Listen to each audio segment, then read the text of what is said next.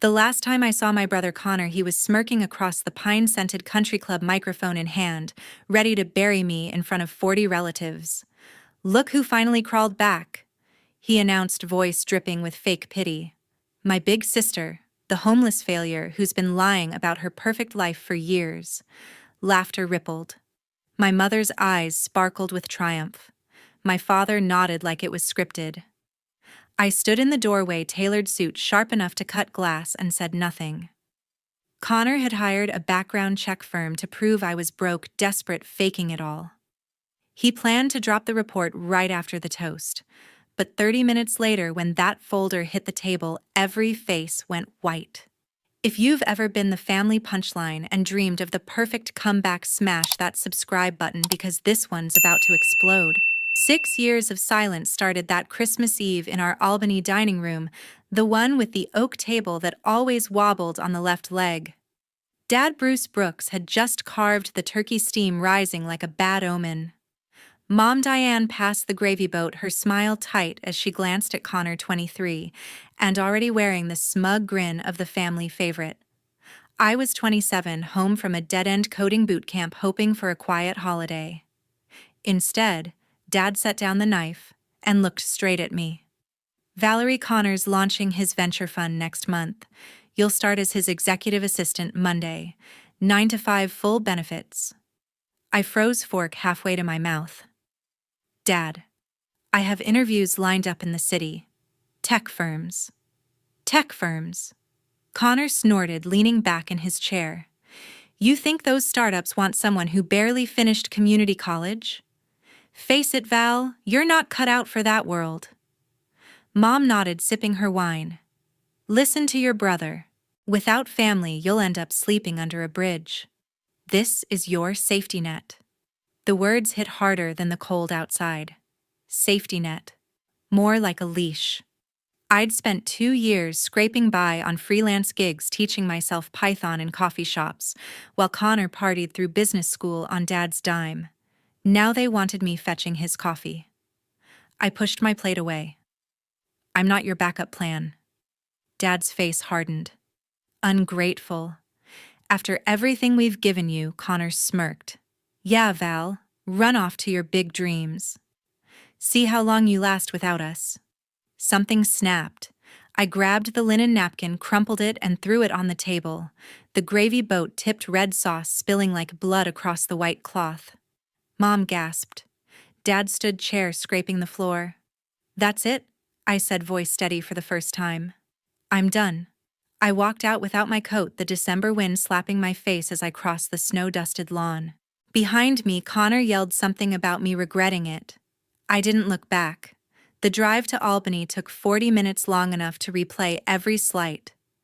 By the time I parked outside a rundown co-working space on State Street, my hands shook with rage and resolve. I had $300 in my checking account, a laptop with a cracked screen, and zero plan. Good enough. That first night, I slept on the office sofa, a scratchy blanket from the lost and found. The building manager let me stay if I fixed their glitchy booking system. I did by 3 a.m., using code I'd pieced together from online forums. Word spread. A local nonprofit needed help automating donor tracking. I quoted low, delivered fast. They paid in cash and referred me to the state education department. 6 months in, I rented a tiny studio above a bagel shop. The smell of onions woke me every dawn, but the rent was cheap.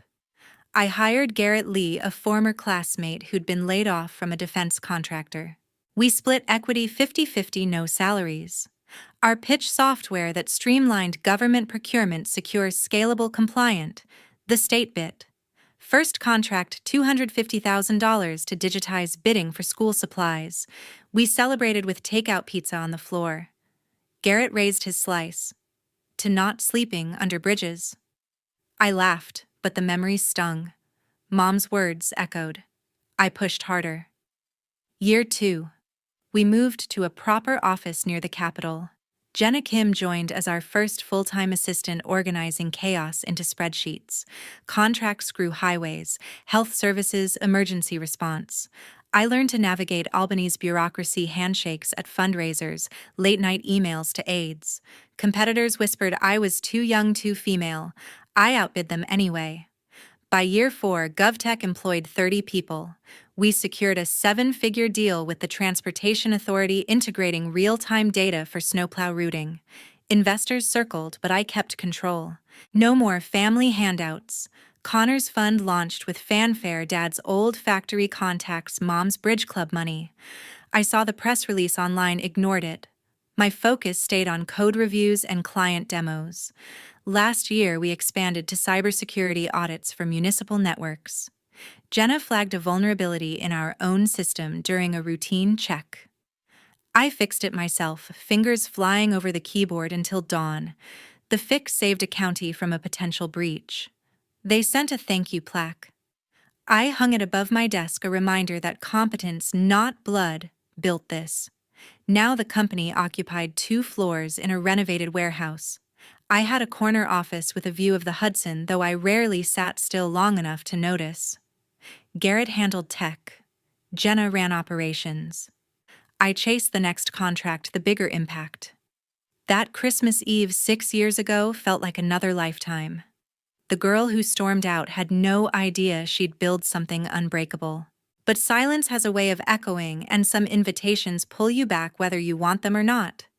My phone pinged at 2:17 p.m. during a state contract review, the screen flashing a name I hadn't seen in years: Riley Reed. My cousin Riley Reed, the younger one who'd turned freelance journalism into a full-time hunt for scoops across New York and beyond. Her text landed like a headline: Grandpa Harold's back in the hospital. Docs say this Christmas might be his last. Party at the country club. Come home, Val. He keeps asking for you. I locked the conference room door, the click echoing in the quiet. Riley had always stayed on the sidelines during family wars, sending memes on birthdays and neutral updates from the city. A reporter's instinct for truth made her message impossible to dismiss. I minimized the bid document, $3 million on the line for emergency routing software, and opened my corporate inbox. A new forward stared back, sent from my address to N. HaleyBackgroundNYC.com at 1:03 a.m. Subject V. Brooks. Complete dossier request. Attachments included my Q3 expense report, a calendar invite for the governor's infrastructure dinner, and a grainy photo of me leaving the office garage 3 nights ago, timestamp clear. The forward traced to an internal IP, but the sender field showed my name. Someone had spoofed access. I shot the chain to IT with one line: trace now. Urgent. Full audit. Before they replied, Garrett called. Val, drop everything. Talk. Connor just went nuclear. He wired Nolan Hale's firm in Manhattan, background specialists, ex-law enforcement ties. Hale's pulling your tax returns, property records, even surveillance shots from our lobby camera. Connor wants a full takedown packet for the party, printed bound, distributed like holiday cards to the entire guest list. I stood pacing the carpet. Source: old contact at Hale's office. They're billing it as family verification project. Connor's exact quote: prove she's been lying about the CEO fantasy for years. Riley's message glowed on the second screen. The invite wasn't random. Connor needed an audience for his reveal, and Grandpa's condition provided the perfect bait. It responded within minutes: spoofed via temp credential created yesterday. Revoked. No further breach detected. Recommend password reset and MFA enforcement. Garrett added Hale's thorough. If he digs deep enough, he might hit pay dirt on Connor too. But that's not guaranteed. You walking into this blind, I weighed the risk. Stay away. Let Connor control the narrative unchallenged. Or show up, force his hand in public. Flight to Albany, I texted Jenna. Tomorrow morning. First available. Riley replied instantly, I'll pick you up at the airport.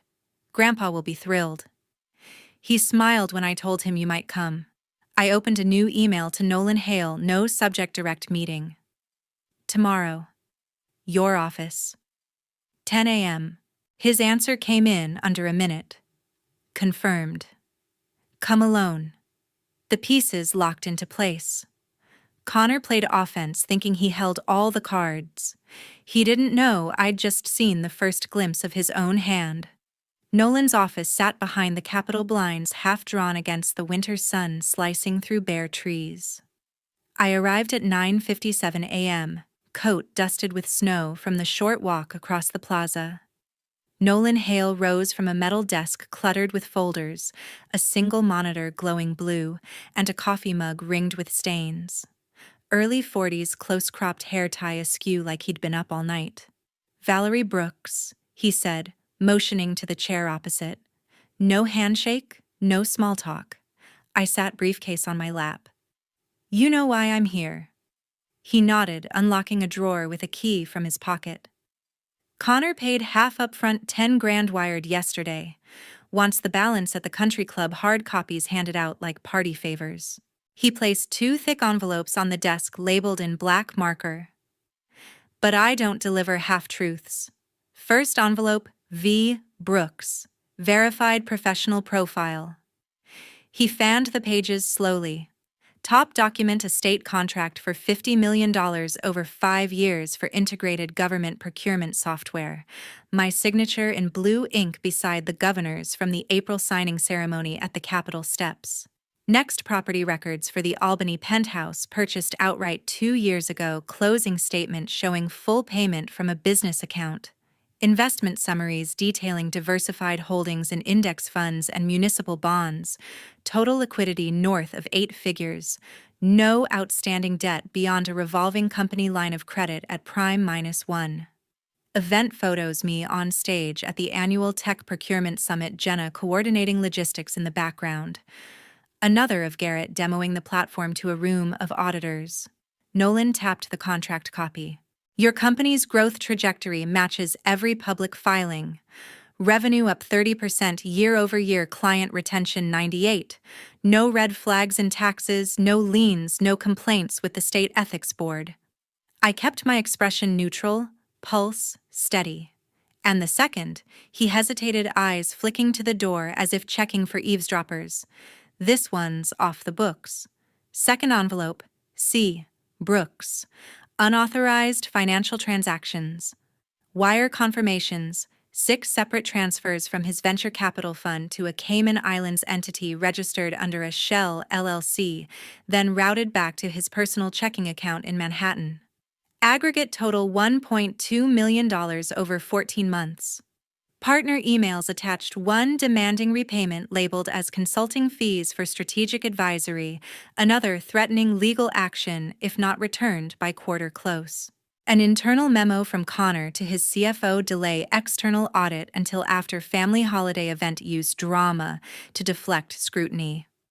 My fingers traced the wire numbers, each one a nail in his coffin. "You're handing this over?" Nolan leaned back, chair creaking. "I have a younger brother.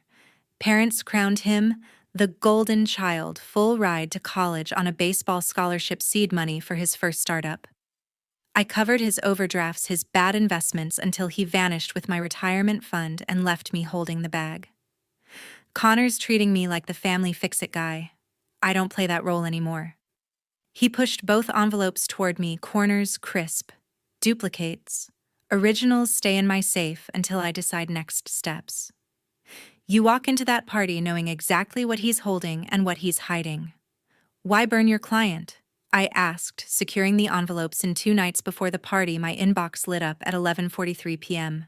with an email from Ryan, my cousin Ryan on mom's side, and the family's corporate attorney for trusts, estates, and factory disputes. Subject line, "Formal notice. Cease interference with Harold." The letterhead read, "Legal Group Albany." 3 tightly worded paragraphs laid out polished threats. Any attempt to disrupt the holiday event or slander Connor would trigger an immediate injunction, restraining order, and civil damages claim. Ryan signed off. "Protect the family legacy. Stay away." I closed the laptop lid, the hotel room plunging into darkness except for the faint glow of the city through half-drawn curtains.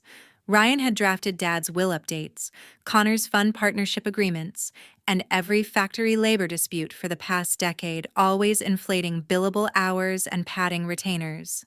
Now he aimed the full weight of the firm directly at me. My phone rang Dad. I let it vibrate 3 times before answering. Valerie? He growled, the familiar cigar rasp thick in his throat. Ryan's letter is crystal clear. Connor says you're stirring trouble again, digging up old dirt. Come if you insist on showing your face, but sit in the back corner. No speeches, no scenes. Harold's frail, don't stress him with your drama. I'm coming for Grandpa, I replied, voice steady. He snorted, a puff of smoke audible. Always the rebel. Connor's fund just closed another round, investors lining up. You still tinkering in your garage startup. Don't ruin the night for everyone. Click. The line went dead. Jenna texted seconds later, Albany flight options sent. Earliest departure 8:15 a.m. tomorrow. I opened the guest list Riley had forwarded earlier that week. 40 confirmed attendees, key suppliers, charity donors, 2 state senators, the budget director, and the procurement chief. Our highway maintenance bid needed one final signature. A casual conversation over appetizers could seal the deal before the new fiscal year.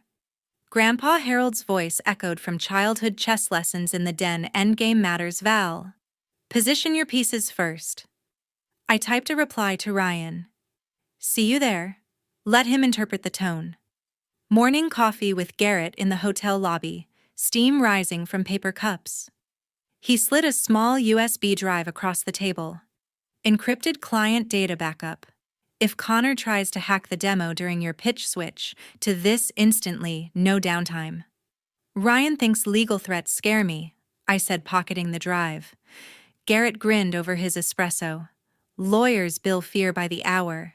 You bill results by the contract. Options crystallized in my mind like code compiling. Option 1, skip the event entirely. Connor wins the narrative unchallenged.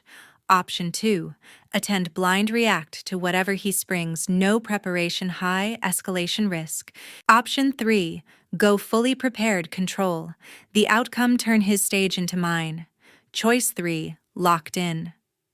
Grandpa deserved FaceTime while he still had strength. The senators deserved a direct pitch on efficiency metrics. Connor deserved a mirror held up to his own reflection. Jenna confirmed via text, flight booked. Private car to hotel upon landing.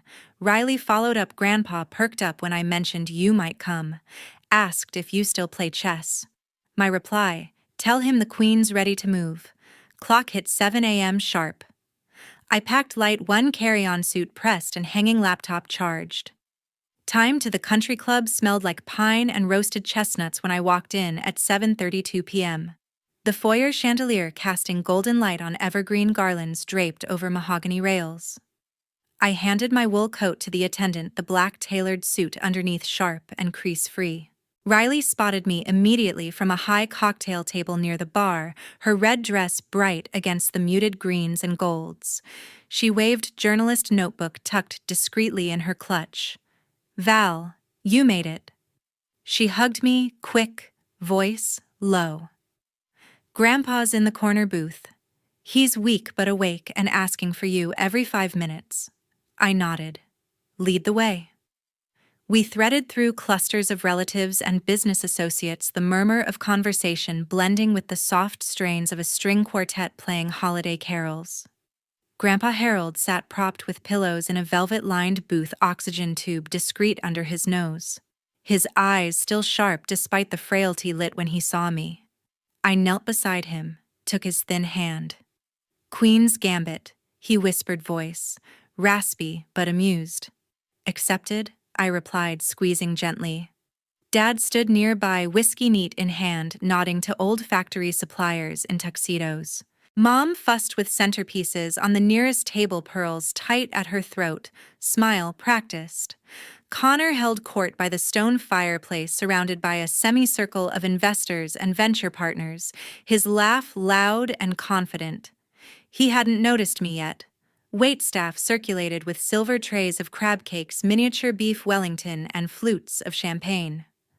I accepted one, the bubbles crisp, and scanned the room for the senators. One chatted with the state budget director near the dessert table laden with Yule logs and peppermint bark, perfect opening. Connor stepped to the podium at the front, tapping the microphone. A sharp feedback squeal cut the chatter, then silenced as he adjusted. Everyone a quick toast before we sit for dinner. Guests turned, glasses raised. He beamed a thick folder in his left-hand cover embossed with a private investigation seal. Family means everything, he began, voice projecting, especially when someone drifts far from the truth and needs a gentle reminder of roots. Murmurs rippled through the crowd. Mom smiled encouragingly from her seat. Dad raised his glass, higher eyes proud. Connor opened the folder with flourish. I hired top professionals to verify certain claims floating around. Transparency builds trust, right? Let's share the facts. He passed printed packets down each row. Riley received one from the person beside her, frowned, and slid it to me. Cover page in bold: Valerie Brooks, background verification report. Connor read aloud, pacing the stage. Page 1, alleged CEO of GovTech Incorporated. Page 2 claimed multi-million-dollar state contracts and luxury assets. He flipped dramatically, building suspense. Page 3. His voice caught mid-sentence. The room fell into a sudden thick hush. Valerie Brooks, Chief Executive Officer, GovTech. $50 million procurement contract with New York State Department of Administration. Forbes, 30. Under 30, technology category selected this year. The microphone slipped from his fingers, clattering hard on the polished hardwood floor. The sound echoed like a gunshot. Color drained from his face, leaving it ghostly under the lights. His eyes locked on the page, unblinking. Mom's linen napkin crumpled in her fist knuckles, white. Dad stared at the floor glass, frozen halfway to his lips, whiskey untouched. I stood slowly, my own packet open in hand. The Forbes logo glared back, official seal, full profile, publication date 3 weeks prior. Guests whispered, phones emerging from pockets to search the list online. Riley leaned in, eyes wide. You didn't tell me about Forbes? Surprise, I said, voice calm. Connor recovered enough to stammer. This changes nothing. The rest of the report proves. But the room buzzed louder. A senator approached me directly. Ms. Brooks, your routing software demo last quarter, impressive metrics. We should discuss implementation timelines. Another investor near Connor muttered, Forbes. That's elite company. Grandpa Harold chuckled faintly from his booth, the sound wheezy but triumphant. Checkmate, kid. Connor's planned triumph evaporated in seconds, the air thick with reversal. Connor flipped to the last page. The room went dead quiet, the clatter of silverware forgotten, amid the lingering scent of roasted turkey cranberry sauce and cinnamon-spiced mulled wine. His finger trembled on the thick, glossy paper, eyes widening in raw disbelief as the words sank in. Ryan positioned 2 tables away near the string quartet stand, where sheet music fluttered slightly in the draft, from the vents, lunged forward with surprising speed, and snatched the report from Connor's grip before anyone could react or intervene. Let me see, that Ryan demanded, voice sharp and authoritative, cutting through the stunned silence like a gavel striking wood in a packed courtroom. He adjusted his wire-rimmed glasses with one hand, scanned the final section rapidly under the warm glow of the overhead chandeliers, then raised the document high and read aloud, projecting with the practiced cadence of a seasoned litigator addressing a jury in open court. Connor Brooks. Unauthorized transfer of $1.2 million from venture capital fund to personal offshore and domestic accounts. Currently under active Securities and Exchange Commission investigation for embezzlement, securities fraud, breach of fiduciary duty, and potential money laundering violations. Gasps erupted from every corner of the ballroom. Phones that had been raised moments earlier to verify the Forbes mention now lowered in collective shock. Mom dropped her linen napkin entirely, the crisp white fabric pooling on her lap like a flag of surrender. Dad's heavy crystal whiskey glass slipped from his fingers and shattered on the polished hardwood floor, amber liquid pooling dark and sticky around his polished loafers, the sharp scent rising to mix with the holiday aromas.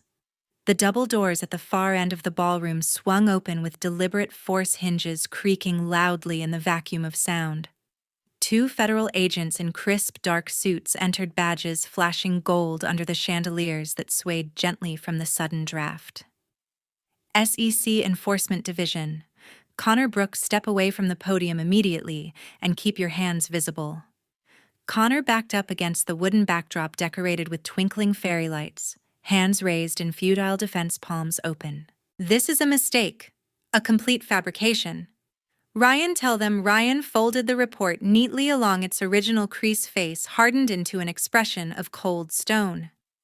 I don't defend embezzlers.